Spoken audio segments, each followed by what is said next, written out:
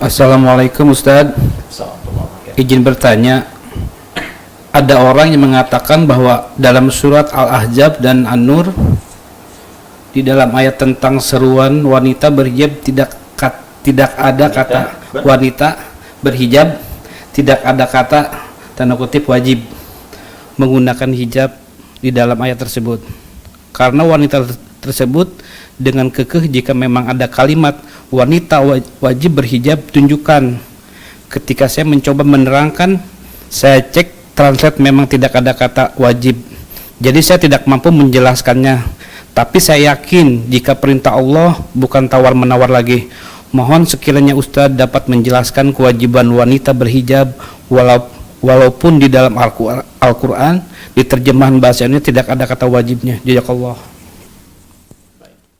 Semoga Allah memberikan rahmat kepada saudari kita yang bertanya, dan pertanyaan ini yang diwakilkan oleh saudari kita sangat berbahagia. Ini menunjukkan bagian dari kekuatan iman yang ingin menggali lebih jauh tuntunan dari firman Allah Subhanahu wa taala. Baik, secara singkat tadi kita bisa dengarkan bahwa beliau mendapatkan pertanyaan dari saudarinya, ya, tidak ada kata perintah wajib, ya, di terjemahan. Ya, ingat, di terjemahan. Tidak ditemukan di terjemahan kata wajib dari ayat-ayat yang bertutur tentang hijab. Tadi menyebutkan surah An-Nur dengan Al-Ahzab. Baik, sebelum kita sampai ke suratnya, itu tepatnya nanti di Quran surah ke-24 An-Nur ayat 31 dengan Al-Ahzab surah ke-33 ayat 59. Ya. Sebelum sampai kedua surah dan dua ayat itu, saya ingin berikan penjelasan dulu, ya. Terjemah itu adalah tampilan, ya, makna tekstual, ya, tampilan makna tekstual dari sumber kalimat, ya, tertentu yang ingin disampaikan kepada kita, keumuman makna tekstualnya. Karena sifatnya tekstual, maka setiap katanya akan diterjemahkan per kalimat tanpa mengandung unsur-unsur hukum yang terdapat di dalamnya. Nah, jadi kalau terjemah itu secara umumnya belum mencakup tuh cakupan hukum, dia hanya menerjemahkan tekstual saja. Contoh begini, kalau di Quran ada kul, maka diterjemahkan dengan katakan. Nah, dia nggak akan berbicara apakah sifat katakan ini hukumnya wajib atau sunnah atau boleh saja. Yang penting ada kul, terjemahkan katakan. Ya, kutiba, terjemahkan diwajibkan. Ya. Misalnya di setiap kalimat akan diterjemahkan sesuai dengan katanya saja. Dan terkadang begini, terkadang bahkan terjemah itu tidak bisa masuk pada makna yang dalam, yang membedakan dua kata yang mirip, ya, padahal konteksnya bisa berbeda, ya, diterjemahkannya sama. Contoh begini, apa artinya insan? Manusia. Insan, manusia. Apa artinya ins? Ya, ma'syaral jinni wal ins, manusia juga. Apa artinya nas? Qul a'udzu birabbin nas, manusia juga. Bayangkan, ins manusia, insan manusia, nas manusia. Kalau ketiganya terjemahannya sama-sama manusia, kenapa diungkapkan dengan kata yang berbeda? Ya. Baik, wahyu pertama turun apa? Iqra, artinya apa? Bacalah. Nanti Anda buka Quran surah ke-29 ayat 45. Di situ tulisannya utslu ma uhya ilaika minal kitab. Ketika dibuka terjemahan, maknanya sama, bacalah. Yang satu bacalah, yang satu bacalah. Padahal dua katanya diungkapkan oleh Al-Quran dengan kata yang berbeda. Satu iqra, kedua utslu. Nah, karena itu, poin pertama, kita ingin ambil garis besar dulu bahwa terjemah itu tidak membawa hukum fikih. Ya, tapi hanya menampilkan makna tekstual dari rangkaian kata yang diterjemahkan. Ya, jadi hanya menampilkan kata tekstual saja. Kalau kita ingin mengambil hukum dari terjemahan itu, maka kembalikan kepada kalimat asalnya dengan menerapkan kaidah-kaidah hukumnya. Baik, contoh begini misalnya, kita kembalikan ke ayatnya. Baik, tadi di situ berbicara surat An-Nur, ya, surah ke-24 ayat 31. Itu berbicara tentang hijab. Ya, lebih tepatnya dasar hijab yang berbentuk yang paling dasar, yaitu kerudung. Ya, Allah berfirman, wa qul lil mu'minati yaghdudna min absarihinna. Dan Muhammad sallallahu alaihi wasallam katakan, ya, pada setiap perempuan beriman, hendaknya ia memalingkan pandangannya dari yang dilarang. Ya, palingkan pandangannya dari yang dilarang. Wa yahfadna furujahunna, dan jaga kehormatan dirinya. Ya, jangan berzina, jangan selingkuh. Nah, yang paling menarik sampai nanti muncul kalimat dari Allah Subhanahu wa taala, wal yadribna bi khumurihinna ala juyubihinna. Ya. Ya, kata Allah sebelumnya, wala yubdina illa ma dhahara minha, ya, jangan menampakkan tampilan dirinya kecuali yang tampak saja. Ada yang menafsirkan nanti wajah dengan telapak tangan. Kemudian, nah ini dia, pakaikan kerudungnya sampai dengan ke dada. Ya, sampaikan pada perempuan pakai kerudung, ya, batas paling minimalnya sampai ke dada. Kalimat Qur'annya ini berbunyi katakan, sampaikan. Kemudian jangan. Ya. Kemudian perintahkan untuk melakukan. Jadi bahasa Qur'annya itu kalimatnya, qul, katakan. Ya. Kemudian hendaklah. Nah, ini ketika ada satu kalimat dari atas, ya, kepada yang bawah, tingkat yang tinggi kepada yang rendah, ya, dari Allah Subhanahu wa taala tingkat paling tinggi kepada nabi utusannya, maka dalam bahasa Arab disebut amr sifatnya, perintah. So gini, saya pimpinan di perusahaan nih, ya. Anda karyawan. Saya katakan begini misalnya. Tolong ke bawah. Ya. Baik. Ambil teh di bawah. Baik. Maka sifatnya apa? Perintah kan? Tapi kan saya nggak katakan wajib, tidak kan? Saya katakan perintah, tolong ke bawah, ambil teh. Nah, ini Allah menyampaikan kepada Nabi, katakan pada semua perempuan-perempuan, palingkan wajahnya dari yang dilarang.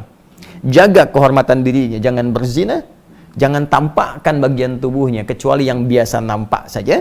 Baik, ada yang mengatakan wajah dan telapak tangan, lalu pakai kerudung sampai ke dada. Baik, karena kalimatnya sifatnya perintah, walaupun tidak mengandung kata langsung wajib di situ, maka dikembalikan kepada dasar fikih. Dasar fikih itu produk pembentuk hukum. Ya, jadi kalau Al-Quran sumber hukum, kalau menjadi sebuah ketentuan hukum namanya fikih. Fikih punya dasar, namanya qawaid fikih. Ya, pokoknya disebut usul fikih. Bingung ya? Oke, karena itu nggak mudah. Jadi kalau belum paham kaidah, jangan bicara hukum. Ini biarkan ulama, ya. Sama kayak kita nyari obat kan, kita tanya dokter, ya. Terus dibikin ramuan. Jadi jangan semua orang bisa ngasih obat, ya. Semua ada spesialisasinya.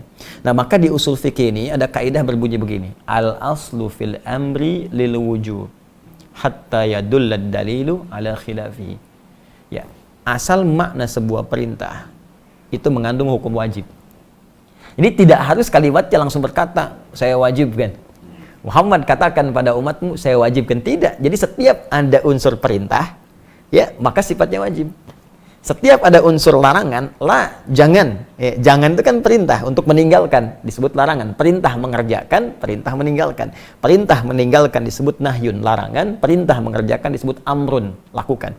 Ya, maka sepanjang ada kalimat dari Allah, kerjakan, lakukan, itu sifatnya perintah. Maka dalam kaidah dasar fikih, dasar hukum Islam, jika ada nada perintah, maka sifatnya wajib.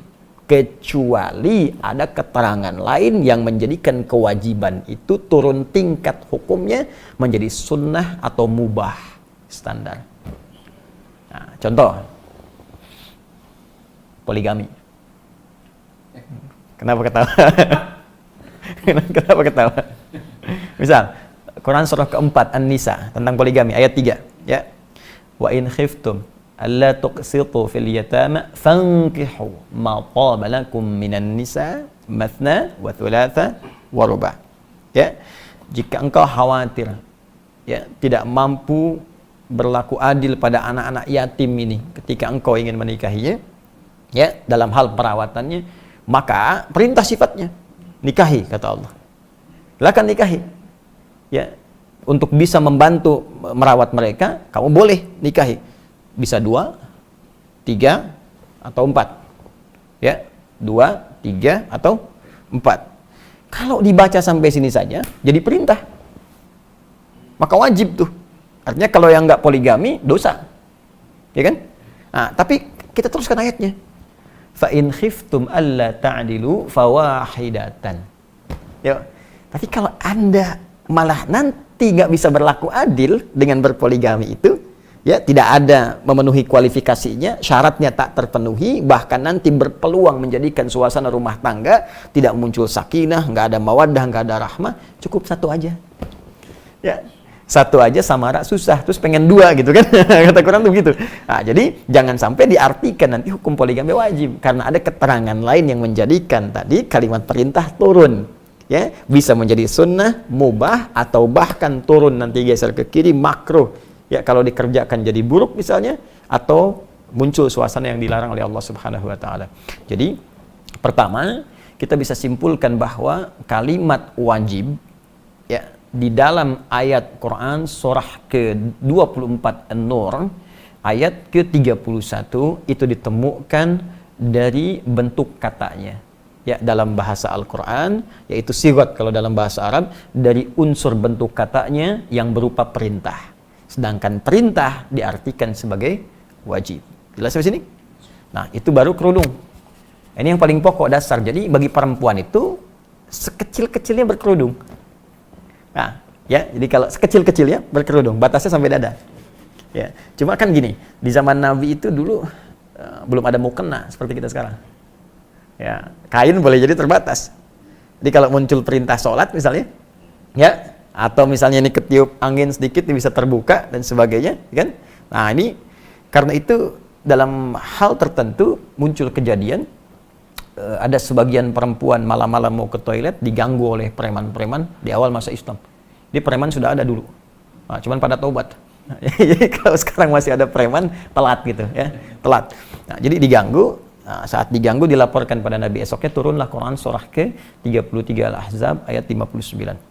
Ya, Allah berfirman, ya ayyuhan nabi qul li azwajika ya wa banatika wa nisa'il mu'minin yudnina 'alaihinna min jalabibihinna.